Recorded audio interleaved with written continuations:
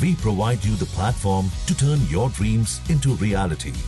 Give wings to your aspirations with KR Mangalam University. क्या नहीं भूला है भारत? भारत ने पाकिस्तान को क्या कड़ा संदेश दिया? और सबसे बड़ा सवाल, आखिर आज क्यों भारत ने ऑपरेशन सिंदूर पाकिस्तान को याद दिलाया है?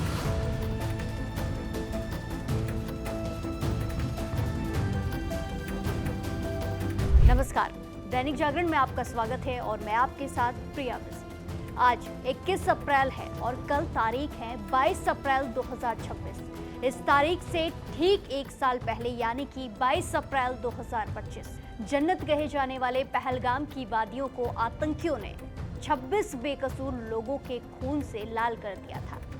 लेकिन वो कुछ भूल गए और भूले ये कि भारत अब वो देश नहीं है जो सिर्फ आंसू बहाकर चुप बैठ जाए। पहलगाम हमले के जवाब में जो हुआ वो सब जानते हैं और आज फिर से भारतीय सेना ने एक बार फिर पाकिस्तान को सब कुछ याद दिला दिया है। भारतीय सेना ने सोशल मीडिया पर एक ऐसी पोस्ट साझा की है जिसने पाकिस्तान की नींद जरूर उड़ा दी होगी। सेना ने साफ शब्दों में कहा है, भारत भूलता नहीं है। तो चलिए भारतीय सेना के पोस्ट से लेकर ऑपरेशन सिंदूर को एक बार फिर याद करते हैं, जिसने पाकिस्तान को घुटनों पर ला दिया और उसे युद्ध विराम यानी कि सीज फायर की भीख मांगने पर मजबूर कर दिया।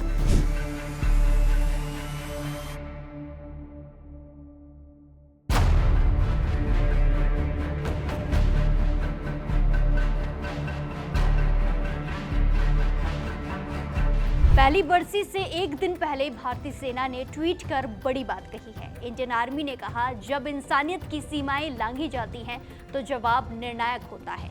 भारत भूलता नहीं, न्याय मिल गया है, भारत एकजुट है।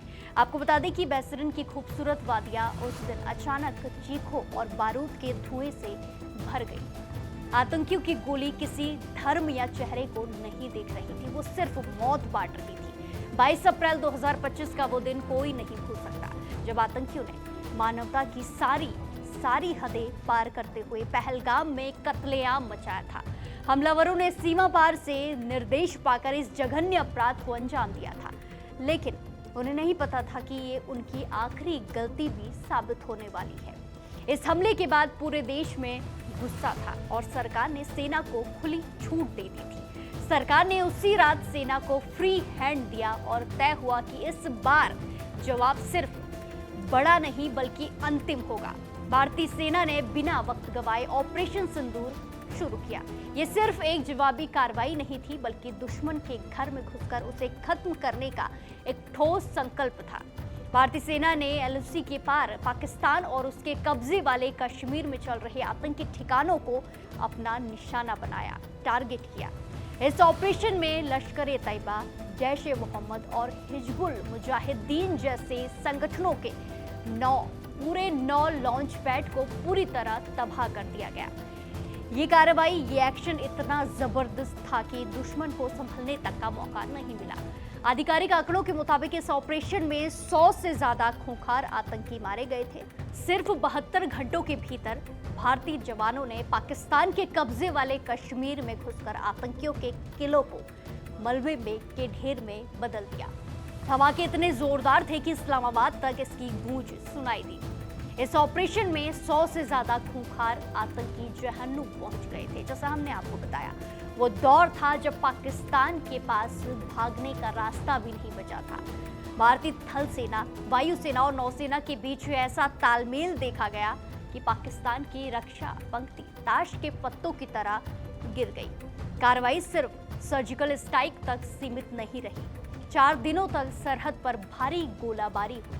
पाकिस्तान को खामोश कर दिया गया। जब पाकिस्तान को लगा कि अब लाहौर और इस्लामाबाद को बचाना मुश्किल होगा, तब वहां के डीजीएमओ का हाथ कांपते हुए फोन की तरफ बढ़ा।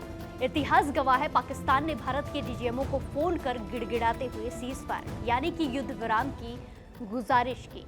10 मई को दोनों देशों के बीच समझौता हुआ, यानी कि 10 मई को सीज फायर पर सहमति बनी, लेकिन शर्तों पर नहीं बल्कि भारत की धमक पर। सेना प्रमुख जनरल उपेंद्र द्विवेदी ने इसे त्रिकोणीय तालमेल का सबसे बड़ा उदाहरण बताया है, एग्जाम्पल बताया है, जहां इंटेलिजेंस, एयरफोर्स और आर्मी ने मिलकर दुश्मन का गुरूर तोड़ दिया। सेना प्रमुख जनरल उपेंद्र द्विवेदी ने इस ऑपरेशन को भारतीय सेना इतिहास का एक सुनहरा अध्याय बताया है।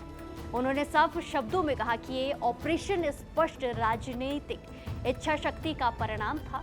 इतना ही नहीं, पिछले साल स्वतंत्रता दिवस पर प्रधानमंत्री नरेंद्र मोदी ने लाल किले से मिशन सुदर्शन चक्र का भी ऐलान किया था। इसका मकसद भविष्य में दुश्मन की हर घुसपैठ को नाकाम करना और भारत की हमलावर ताकत को कई गुना और बढ़ाना है। आज जब सेना अपनी पोस्ट में कहती है कि कुछ हदें कभी पार नहीं की जानी चाहिए, तो इसका सीधा मतलब है अगर दोबारा ऐसी हिमाकत की तो अंजाम ऑपरेशन सिंदूर से भी भयानक होगा। पहलगाम के उन 26 शहीदों को पूरा देश नमन करता है। न्याय मिल चुका है, लेकिन सतर्कता आज भी उतनी ही है। भारत एकजुट है और हमारी सेना सीमा पर मुस्तैद है। पाकिस्तान को ये याद रखना होगा कि नया भारत अब सहता नहीं, सीधा प्रहार करता है। वहीं जैसा हमने आपको पहले बताया कि प्रधानमंत्री नरेंद्र मोदी ने भी लाल किले से मिशन सुदर्शन चक्र का ऐलान कर ये साफ कर दिया है कि भारत की सुरक्षा घेराबंदी अब अभेद्य है। सेना की हालिया पोस्ट ने पाकिस्तान को ये याद दिला दिया है कि जख्म अभी भरा नहीं है और अगर दोबारा हिमाकत की, हिम्मत की तो भारत नक्शा बदलने में देर नहीं लगाएगा। क्योंकि भारत भूलता नहीं है और भारत अब माफ भी नहीं करता है। ये वीडियो आपको कैसी लगी हमें कमेंट्स में जरूर बताएं और देश और दुनिया की ऐसी तमाम खबरों के लिए जुड़े रहिए दैनिक जागरण के साथ। नमस्कार।